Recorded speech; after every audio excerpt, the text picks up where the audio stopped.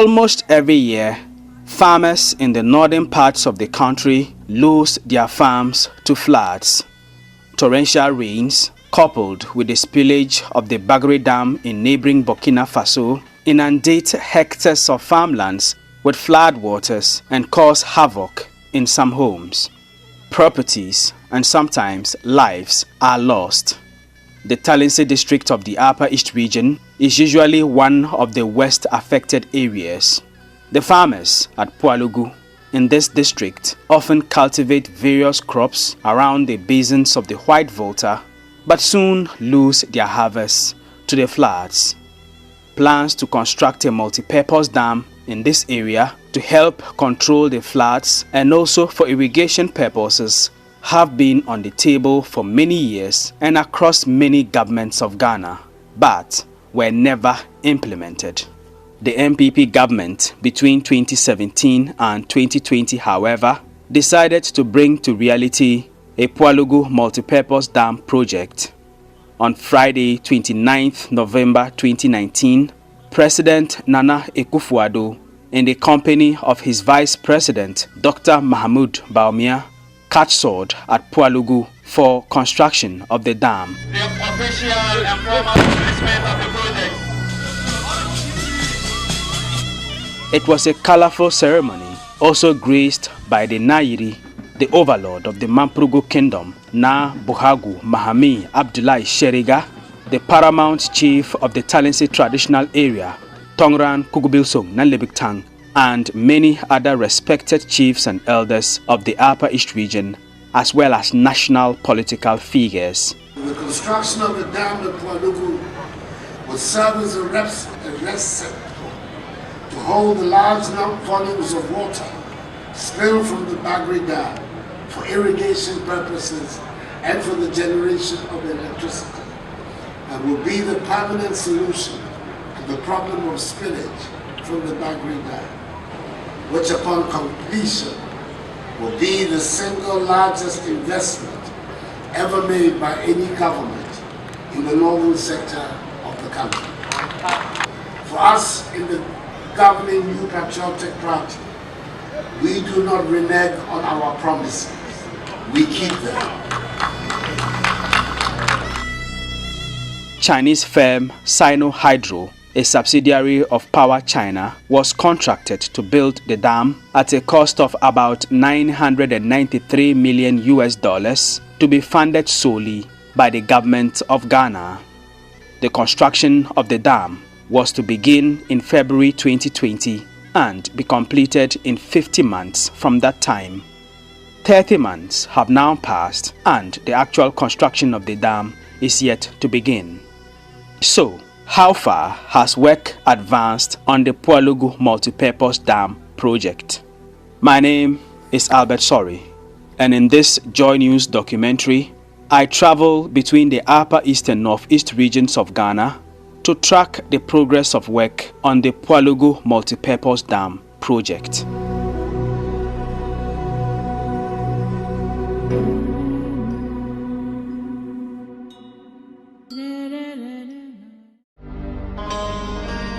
The primary components of the Pualugu multipurpose dam project are a dam with an elevation of 165 meters with a maximum reservoir area of 350 kilometers square, a powerhouse consisting of 2 turbines with 60 megawatts of installed capacity and 16.5 megawatts of firm continuous capacity, and then an irrigation scheme consisting of a 12-meter high weir and a canal network for about 25,000 hectares of land. Although named after Pualugu, a small town in the Talensi district of the Upper East region, the dam will have most of its important components situated in communities of the neighboring Northeast region. This is according to Professor David Miller, a former Pro-Vice Chancellor of the University for Development Studies and currently the President of the Miller Institute for Transdisciplinary and Development Studies in Bolgatanga. Professor David Miller, in the year 2021, worked as a consultant, chairing a team engaged by the Environmental Protection Agency to dialogue with communities as part of the environmental impact assessment preceding the construction of the dam. As a consultancy, we first on our own did a study and evaluation of the document and then wrote a brief position paper on what we thought about the document itself without knowing the project, so to speak. So that was done and it was presented to those who had contracted our services, EPA. They were quite satisfied that it was a fair analysis of the document before we got engaged with the community discussions. And in presenting the final of these findings, the various stakeholders were involved, largely ECG and the Lands Commission, because there are issues of land. Then there was biodiversity, forestry, and wildlife inputs and so on and so forth. Professor Miller helps us with a clearer understanding of the various components of the Pualugu multipurpose dam and where they will be located according to the drawings. One major conflict is the fact that the dam wall is not in Pualugu, it's in Kudugu. And Kudugu is in northeast region. Besides the dam, there's supposed to be a weir. A weir is a smaller dam that will contain water, boost it for another irrigation. It's also not in Upper East, it's also in northeast region, and it's going more towards Savannah region. Then there's a water supply for 30,000 population, and that will be in Wale Wale. Then in terms of the irrigable area, that is sitting far in the Savannah region, Mampurugu and northeast region bordering that area. So, with this information, we set out to the ground to investigate the progress of work on the Pualugu Multipurpose Dam project. We begin in Pualugu. This was the exact area where President Nana Akufo-Addo cut sword for the construction of the dam. As we speak, there is no construction whatsoever going on here. But that is because, as Professor Miller revealed, there will be no physical component of the dam in Pualugu. Through the efforts of the assemblyman, Paul Abba Akanaba, the farmers agreed to meet us inside the Pualugu town. The assemblyman tells Joy News some officials engaged the people of Pualugu in some dialogues as part of preparations towards the construction of the dam. We have not seen anything physical that is done about the dam. We know people have come to engage us in so many areas, like the effects of the dam, the benefits of the dam, and they even came to take measurement of farms that were affected for compensation. They have also not told us the nature of the compensation. They have not told us how much an acre of land would cost. So in fact, the people are actually in a dilemma. The farmers here at Pualugu also reveal that their farms located around the White Volta were evaluated as part of plans to claim the lands because the area will be affected by the construction of the dam. They came to my farm and put pillars around the whole farm, and they said they were going to give compensations if it's due. I have a mango plantation farm there. The mango is about 30 acres, and then the other crops too is 15 acres. They came around, they called us at the key palace. We went and filled some forms severally. The valuers, yeah, they came around, collected our documents again, and that they were going to value the cost of everything, and then they would let us know. I don't know. I don't think they have feed, because recently, last year farming season like this, they were supposed to do survey work on our lands. They went in, destroyed some even our crops, took our pictures. They are going to compensate us. It has become a mirage because I haven't heard anything as we speak today. What is clear here in Pualugu is that there are no physical signs of construction of the Pualugu multipurpose dam. Next, I travel to Kurugu in the West Mamprusi municipality of the Northeast region, where the dam wall is supposed to be built. Kurugu is a farming community with a small population. In September 2020, I visited this community to check on the progress of work on the Pualugu multipurpose dam after serious floods again occurred that year. The contractors for the dam project, Sino Hydro, had set up a campsite here at Kurugu. It was a fenced property on about 2 plots of land. Inside were several containers which I was told housed equipment and other valuables belonging to the contractors. This is August 2022. I returned to Kurugu, to the exact same spot, and the campsite has completely disappeared. The place was very secure. There was a gate and there was a security guard, and even some workers who were here making sure that the equipment that they had here were all intact. Today we have returned and everything that was here before is all gone. This place is completely deserted except for some blocks that are packed.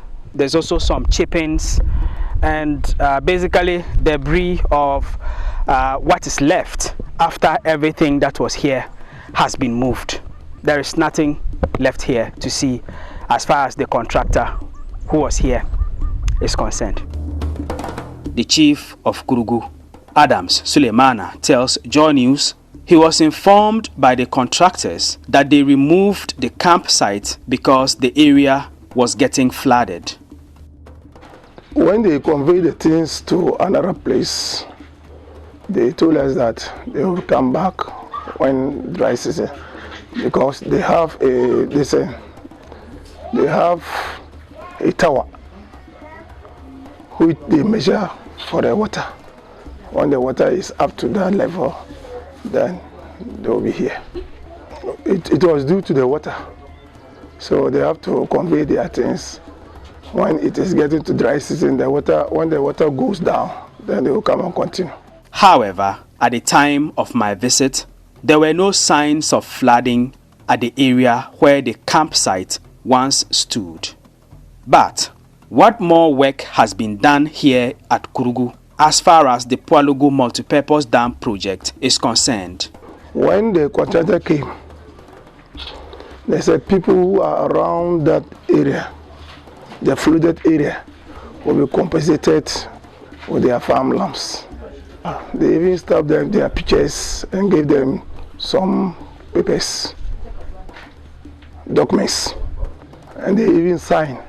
And some people were completed, and they have a copy with them, and they send the other copy to the national level.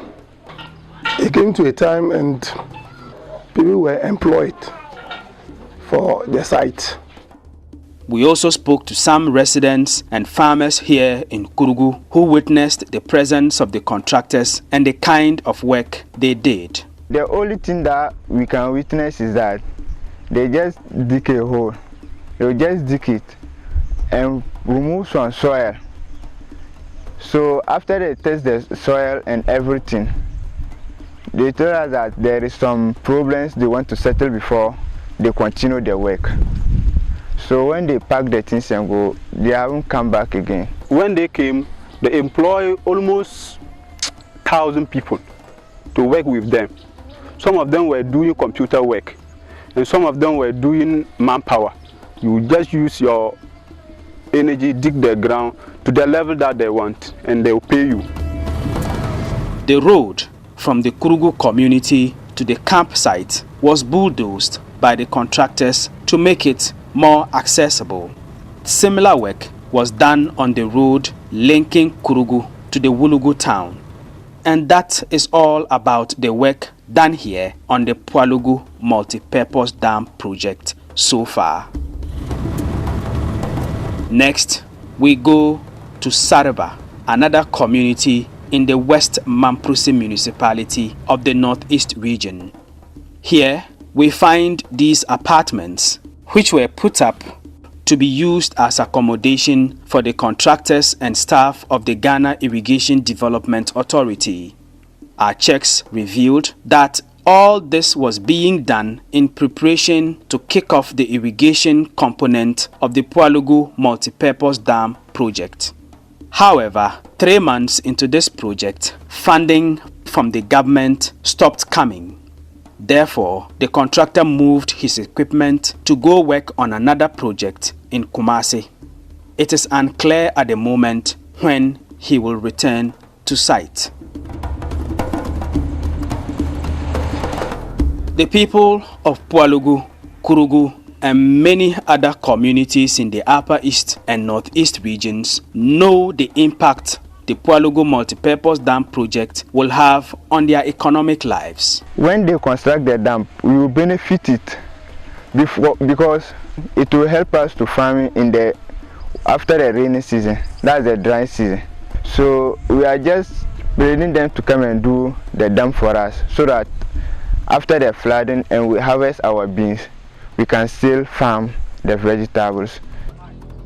The Pualugu Multipurpose Dam project is a huge one and will benefit these people and thousands more if the government were to succeed in executing it.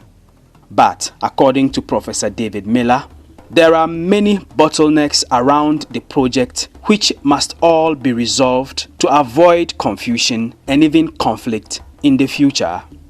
Number one, that it was to manage the flood from the Bagre Dam. Technically, it won't do that. Dams don't manage floods. It's dikes that manage floods, not dams. Dam means you just build a wall, you block the water, then you have a pool of water lying at the back. So the more inflow you get, the wider the pool becomes. So you don't really use a dam to manage a flood. Engineering wise, it doesn't make sense. You rather need a dike is a shorter wall that allows water to flow over it in such a way that it will continue with its flow, but it will slow down the flooding process, and then people can now manage within that. So that argument is flawed. But to say it's going to manage, no, it's going to dislocate more and flood more. Even when we confronted the engineers, they say, yeah, that is true, that's what happens. They need to have an irrigation system. The irrigable land for the agricultural purpose is for the overlord is the Nairi in Nalego. He's prepared to cede portion of it for people to settle rather than pay them compensation, because the issue of payment of compensation for land was also very complicated. You need a valuer, you need a lawyer, you need and the paperwork and so on, and by the time you know, you are paid some pittance. What is clear is that government agencies like the Volta River Authority, the Environmental Protection Agency, and the Ghana Irrigation Development Authority have engaged in many stakeholders meetings and held dialogues with community members and their leaders to discuss issues of compensation for lands that will be claimed as part of construction of the dam. However, one major hurdle that the government is facing is the issue of resettling people who are currently living in the areas where the dam's reservoir will cover. Understanding was that areas that are dislocated can relocate in the farming area and provide their services, or acquire parcels there on their own. And this is very complicated. You have different traditional systems being brought on board. You have the Nairi with his kingship. Then we have here family and clan owners of lands and so on and so forth. So it becomes very complicated. One of such areas is the Gubio community, also a farming area in the West Mamprusi municipality of the Northeast region. The whole of this community is likely to be resettled because the area will be covered by the reservoir of the Pualugu Multipurpose Dam. The chief here is not against the construction of the dam, but he has some concerns. The chief says that he has never seen something like this. There were some delegates that came, or some officials that came, and promised them that there is going to be compensation as to whatever they will be losing here. They are going to compensate them, and up to now they haven't heard anything. They even took pictures, and then they measured their farms, and up to now they haven't heard anything. So all these things should be done before the resettlement or the building of, the construction of the dam. The people of Gubio also had similar concerns. If it happened and then they advocate the people of Gubio here, I think it will affect most of the students in Gubio here, because the time that they would take to put up a building or a structure for the students to start schooling again in where they are sending us to, it will be difficult for most of the students. So I think this project, it will help, but sometimes too, it won't help.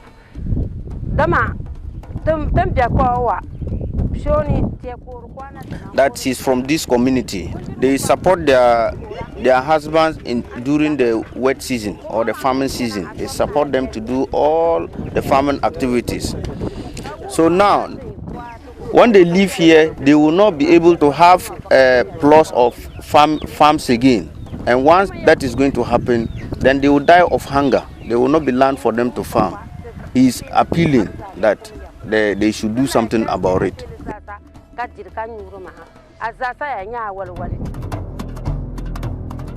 Another major issue surrounding the Pualugu multipurpose dam project is that the people of Pualugu feel somehow shortchanged now that certain realities about the project are coming to light. For instance, the project has been named after their town, but none of its components will be located in Pualugu. This was not made clear to them in the very beginning. Upstream there, the reservoir will be there. Downstream, they were talking of solar systems. And the solar system, all of these things we are hearing of, understand, are going to be in the northeast. Not all the components are going to the northeast. No component is coming here to what we are hearing. When they came and we asked them, so what actually is coming here? They said the authorities, they are not privy to that. Also, the people of Pualugu had hoped that the irrigation component of the dam will at least come to them.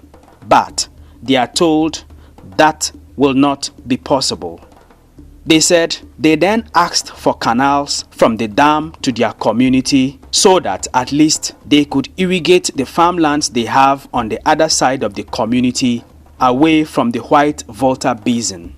But that too, they have been told, will not make engineering sense, and that rather, upon completion of the dam, the farmers of Pualugu may now have to go to Kurugu or Sariba to do their dry season farming, because the lands they have around the White Volta Basin will be claimed. This, for the farmers here in Pualugu, is not exactly ideal. And if you look at it, it is not easy for a stranger to go to a strange land and then get land there. There will be problems. You see, so we were thinking that the canals should spread within our enclave, so that we have land, still have land, so that if the canals spread to our areas, we can also irrigate our lands here. But everything is directed to the northeast, so in effect, we are at a loss. The major factor that will determine the success or failure of the Pualugu multipurpose dam project is the issue of funding. The government of Ghana is the sole financier of the project, and this, Professor Miller believes, puts the government in a very difficult situation. Unless you find a dedicated donor who will embark on it and run with it. But if you are going to sit back and count on GOG, that will happen this year, because this year's budget has been done and the supplementary and reviews have all been done. Next year, it's not possible. The World Bank will be sitting in And if you see the cost of this project, you convert it to cedis, you can't even pronounce the figures anymore. So it just wouldn't happen, because we'll be struggling to recover. The economy will be struggling to recover. So you don't burden the economy more in its recovery. So, with all these bottlenecks, can the Pualugu multipurpose dam project be realized anytime soon? The people in the upper region and also the northeast region should disabuse their minds that it will happen now. They should not forget, they should suspend the dreams of the dam happening now. But it's something that is necessary, that should happen. Only that the timing now is unfortunate. Even to get a donor will be a problem. You know, the investor confidence is waning. So even now to look for an investor that will come and put so many $1 billion in a dam is a very tricky thing. Whom are you going to speak to? Joy News contacted the Upper East Regional Minister, Stephen Yakubu, for an update on the progress of work on the Pualugu multipurpose dam project. He declined a recorded interview on the grounds that the president, during his most recent visit to the region, commented on the project and that he, the regional minister, considered the president's words as the final say. We have double-checked the interview and speeches made by the president during that visit, and there is no record of a specific comment on this multipurpose dam project. What President Akufo-Addo did say during that visit was that his government hoped to complete all projects that have been initiated in the region by the time he leaves office. For now, based on the facts we have gathered on the ground, it looks almost certain that the Pualugu multipurpose dam project cannot be completed within the announced timeline, which has just about 20 months left to elapse. Albert Sorry, Joy News, Pualugu, Upper East Region.